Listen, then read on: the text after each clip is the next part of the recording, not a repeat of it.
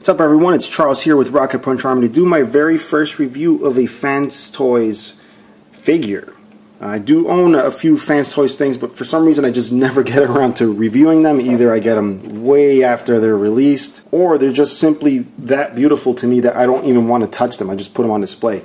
In this case, I have to show you guys this because I absolutely fell in love with Tesla here, which is a Fans Toys version of Perceptor. I actually wasn't planning on buying this, at least not yet, but I saw them at a show, someone let me hold them and mess with them, and I ended up walking out one. So here's the box we've just been looking at for a couple of seconds. I love how it's embossed a little. You can see how it kind of sticks up. Very simple design, nothing crazy. It's just very nice looking. It just gets the job done. So we're going to go ahead and open this up and check out the inside. As you can see when I open it here, styrofoam, and you guys know me as a die-cast robot collector that I love the use of styrofoam. I know there's issues with the environment and garbage and stuff like that, but I don't plan on throwing any of these out, so at least on my end we're good, at least until I die or whatever.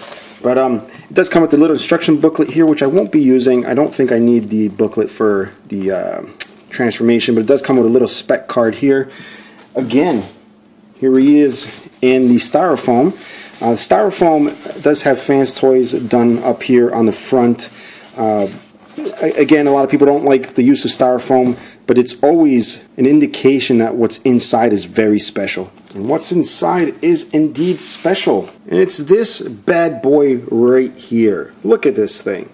It's a lot bigger than I expected it to be. I don't know why I thought it was going to be a little bit smaller, but it's a really nice size. And you can see I've already added the faction logo, so I have taken this out already. But the figure just feels, again, with the styrofoam, it feels like there should be something special, and there is. This has an absolutely wonderful feel to it because of the die cast. I wish a lot of companies would just, not unnecessarily throw die casts on toys. I mean, that doesn't make sense either, but on this it just makes so much sense. The figure's completely balanced with that metal down here, and a lot of people don't actually realize that there's also metal right here and these little spinny knob things. One of the things that I do love about Fans Toys figures is that they do have a different feel from other third-party companies, and that could be due to the fact, that they do use die-cast in their releases, but even the molding of the plastic is really nice. While this figure is mostly molded in its main colors, you will notice the eyes have like a vacuum-plated look to them. It's like a blue, chromish kind of look. That little yellow spot right on the forehead is done very well. It's not sloppy at all. You do have these little paint accents here, these little vents on the top. If we move this forward, and this is chrome, like actual vac-plated chrome, which is done very well. There's no little spots in it. There's no parts that are flaking off of my finger. So, and the clear plastic here is also nice. If we look in here, there's also detailing on the interior, like little electronic bits here, which is tastefully done. Even if we look at this part, which is chrome, that centerpiece is not chrome. So they've actually given it a little bit of contrast, which is really cool. Other than that, you do get little details here on the leg. Slightly different red bits here, sort of brownish. They also carry onto the shoulder right here. So it's not overly done, which would probably affect the look of the figure. So I think they've struck a very nice balance. Now I did want to show you Tesla next to a G1 figure because I do have a little attachment to the original G1 Perceptor. This is not my original G1 Perceptor. I have that stowed away somewhere. This is one of those little reissues or whatever. But I just wanted to show you them together because I think it does such a great job of kind of capturing what you see on screen and also on the toy. Obviously the chrome bits carry over. The face is obviously different. They're trying to get the cartoon correct face, but overall very good modern interpretation. The only thing I kind of wish they would have done, and maybe they will in some kind of future release, maybe they'll do like an FT-09 with a toy color, whatever, is I hope they do more like this kind of color, which is more like a greenish teal. I don't even know what kind of color that is.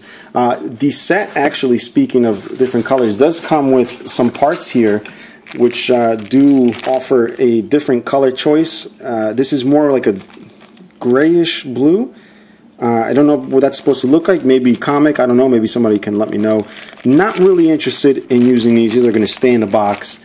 So I won't be showing you that, guys, but at least you know that the color's there. He also does come with this gun here, which does a good job of looking just like the G1, just in a modern form. Then he's also got this rocket blaster pistol type thing, which also does a good job of looking like the original, except this one doesn't actually shoot. It doesn't have this little red button up top. It does have the little red front, although because the red is painted over the black, I believe that's why it looks a little darker.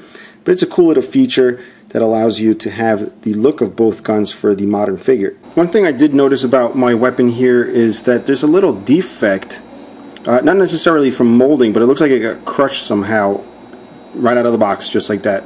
Even though it is a small spot, it kind of bugs the hell out of me, because I will be using this in his right hand, and of course that's going to be on the outside. I don't know if that's worth making a complaint over, but you know, just something I noticed on mine. And the weapons tab in to the hand here, just like they would on a regular Masterpiece toy. They got the little thing here on the handle, little tab, and then the little slot right on the hand in here. So we're going to go ahead and tab that in, see how that works. And it tabs in, but it doesn't actually hold it just by tabbing it alone. You do have to close the hand. I've gone ahead and placed the other weapon there. So this is what he looks like with both. Now the cool thing about this figure is the working microscope thing here, which does go in and out by twisting this around. If we actually do take a look through the scope here, you do see it is a functioning scope. It's a little hard to show you guys on camera how that works, but you can see that it is being shown through the little viewfinder there. Now we move on to the face sculpt, which seems to be a matter of contention with some people.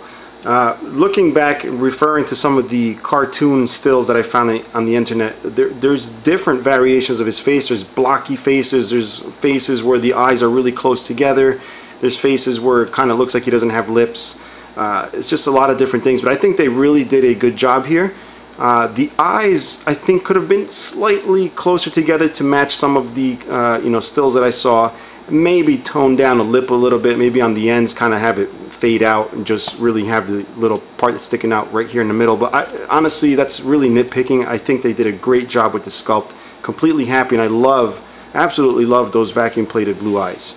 Now I did mention he's a nice size. Here he is with the MP21 Bumblebee, and we also have MP10 right back there in the background. You can see, you know, compared to MP10, this guy actually does have a really nice height. And here he is with the KFC Transistor, which is also a nice figure, but I think this probably would have fared very well having like diecast feet or something. There's just something that just feels better, even though this figure is smaller. And it's definitely because of the use of metal in the feet. Now as far as articulation, you do have the movement of this here. You also have the head. That isn't on a ball joint. It's just the back and forth this way and then side to side, which does give sort of like the same movement a ball joint does, but doesn't give you the tilt on the head. You also have these shoulders, which will spin all the way around if you need them to. We have upper bicep swivel, and we have the hands that spin around. They're not on a ball joint, unfortunately. You do have articulated index fingers, and the rest of the three fingers are articulated, although together. And you have the thumb on a ball joint. You have the shoulders going up this way, which is also a nice amount of articulation. You do have a double jointed elbow. You can see the first top part here I've bent, and also here, which gives you a very good amount of articulation. You do have a waist joint. We also move down here to the hip area. If you move those little skirts out of the way, sort of like the way the Gundam robots have it, you can bring the leg out. You can also bring it forward, which has very nice sounding ratchets. You also get this swivel here, which is pretty much at the top there, not an actual split swivel on the thigh. You also have ratchets, which are very soft on the knee. You don't really hear them, but you feel them. And we move down to the ankles here. The ankles do pivot in a weird spot, as you can see right there, but I don't really think it affects the look of the figure that much. And then we have the toes here that move, and the little heel, which is mostly due to transformation. Now, Perceptor quite possibly has one of the most boring alternate modes. It turns into a microscope. I know there's other figures that turn into trucks and tanks and whatnot. You can do a, a tank mode. But what we're going to do is check out the real alternate mode, which is his microscope mode.